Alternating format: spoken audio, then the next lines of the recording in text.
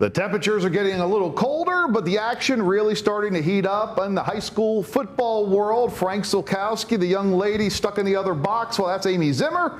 And welcome to another playoff edition of the Frenzy right here on WJCL 22 News. The second round of the Georgia High School Association state playoffs kicking off Friday night. And as always, plenty of squads from Southeast Georgia in the mix with trips to the Elite Eight on the line.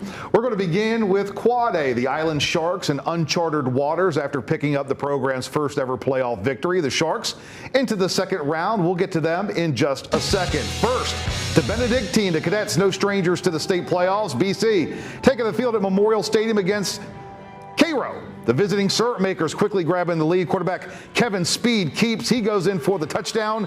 7-0 Cairo just minutes into the game. Cairo would add to their lead later in the opening quarter. Noah Jones lining up for the 52-yard field goal. He splits the uprights to give the visitors the 10-0 lead. Benedictine head coach Danny Britt looking for his cadets to get warmed up. This helps Nicholas Dillon. He's true on the 35-yard field goal to get the home team on the scoreboard. However, BC would find themselves down 17-3 in the second quarter. Then the momentum shifts. First, LaShawn Brooks getting the call. He takes it right, cuts back, gets into the end zone for the Cadet touchdown. That made it 17-10. The Benedictine defense then coming up with a huge play. Cairo looking to throw, but how about Bryce Paschke, the big defensive lineman with the interception, but he wasn't done. How about the big boy touchdown? Cadets tying things up at 17. More from the BC defense. Syrup makers throwing again, this time Justin Thomas with the interception. Thomas then returns it deep into Cairo territory. That's going to lead to the home team grabbing the lead for the first time in the game. On 4th and goal, Holden Gerner on the sneak. Benedictine, they went up 24-17. The Cadets, they never looked back. Benedictine with the 45-23 win over Cairo to advance to the quarterfinals. A week after winning their first playoff game in school history, Island's looking for another. They were at Bainbridge. Not a good start for the Sharks. Island's going to muff the punt return. Fumble going to be recovered by Bainbridge. Moments later, Quad Hawkins to Braxton Johnson for the touchdown. Point after would fail. 6-0 Bainbridge. It's 12-0 in the second quarter, and here's the Hawkins to Johnson combo added again. Once again, the two hooking up for the touchdown. Islands would trail 29-0 at the half. Sharks, they're going to be shut out in this one. Bainbridge rolls 43-0 the final. Over at Pooler Stadium, Class Single A private action, the Savannah Christian Raiders entering the second round off a bye, taking on the Pacelli Vikings. Raiders opening drive, quarterback Spencer Robichaux in the pocket. Check out the rocket to wide receiver George Futch, tiptoeing the sideline, gets the Raiders into the red zone. Very next play, Robichaux to Futch again, this time for the touchdown. Raiders take a quick 7-0 lead. No rain stopping this Raider party. Check out that umbrella dance. 5 minutes left in the first. How about this trick play by the Raiders? 4th down and Robichaux going for it. Connects with wide receiver Jordan Hoffman wide open in the end zone. Raiders jump ahead 14-0. Second quarter now, Raiders up 14-7. Robichaux with a pass. Futch takes a huge hit. Flag is thrown. Futch would leave under his own power and return later in the game. A Raider field goal would make it 17-7. After 9 minutes left in the half, Raiders on the kick return can't scoop it up. Pacelli taking over on their own 2-yard line and would turn it into a score here, cutting the Raiders' lead to 17-14. Under 8 minutes to go, Robichaux to running back Eli Brown, putting Pacelli on skates. Brown with a huge game for the Raiders, however, would not score on the drive. Pacelli field goal would tie things up at 17. Now less than 10 seconds before the half. Raiders looking to make a big play, and they do. It's the Robichaux and Futch show once again for the touchdown. Raiders go into the locker room with a 24-17 lead and punch their ticket to the third round with a 37-24 win over Pacelli. Meanwhile, over in Macon, Calvary Day also punching their ticket to the Elite Eight in Single A private. Cavs knock off First Presbyterian 14-7 to move into the quarterfinals. Like Savannah Christian, Calvary Day will be hosting a quarterfinal game next week. Well, last week, the Metter Tigers kept their perfect season going with a come-from-behind win over Turner County. The Tigers back on the home field Friday night hosting Mitchell County. R. Dave Williams was there and has a recap from this single-A public matchup.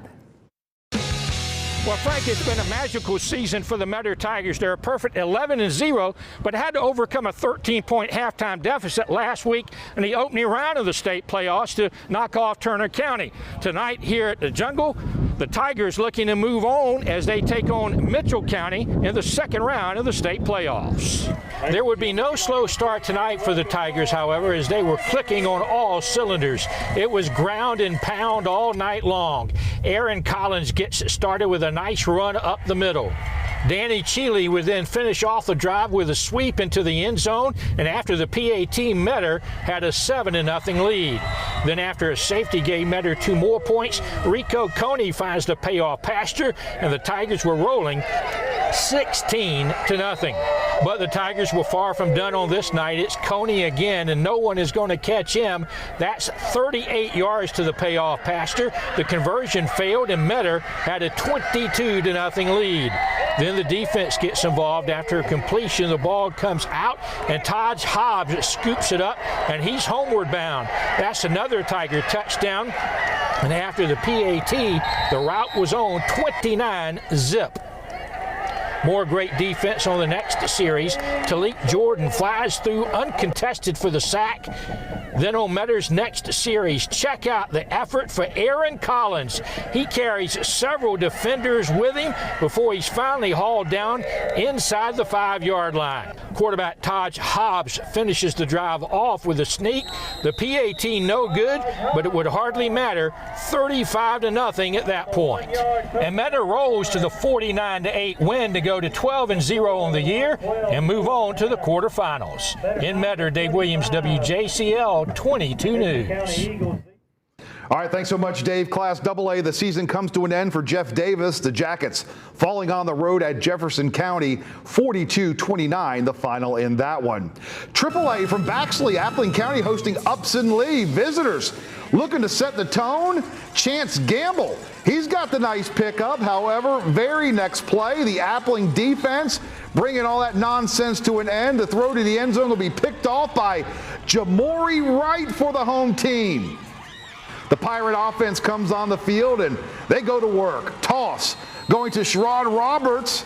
Roberts going to have the nice big pickup for the home team after we take a look at the Pirate cheerleaders there. Here is that big pickup I was just telling you about. Appling County then going to grab the lead. Jashawn Walker with the first of many touchdowns for the Appling offense. It was 7-0 at that point. Meanwhile, that Pirate defense keeping Upson Lee in check. The Upson Lee back, well, he's going to be stuffed by a host of Pirates. Back on offense goes the home team, and Jeremiah Holmes. He's got the handoff going to Jalen Johnson. Johnson going to take the rock right up the gut, splits defenders and into the end zone to extend the Appling County lead. Next time the Pirate offense was on the field, what do you know? They're once again on the move. Bryson Benton with the huge gain for the home team. Next, the pitch to Roberts, who also has a nice pickup.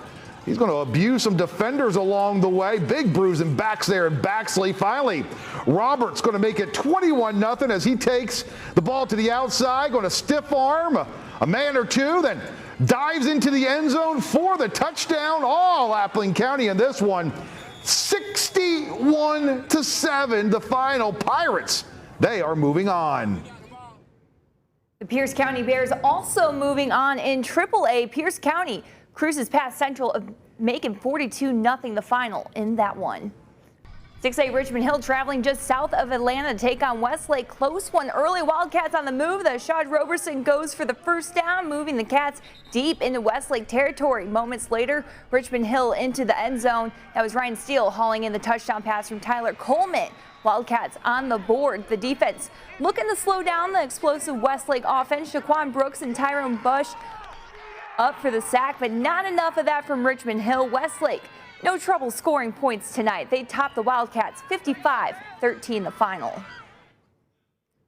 Glenn Academy and Brunswick also falling in the second round. Langston Hughes tops Glenn 35-0, and Brunswick overpowered by Lee County 48-21 the final in that one.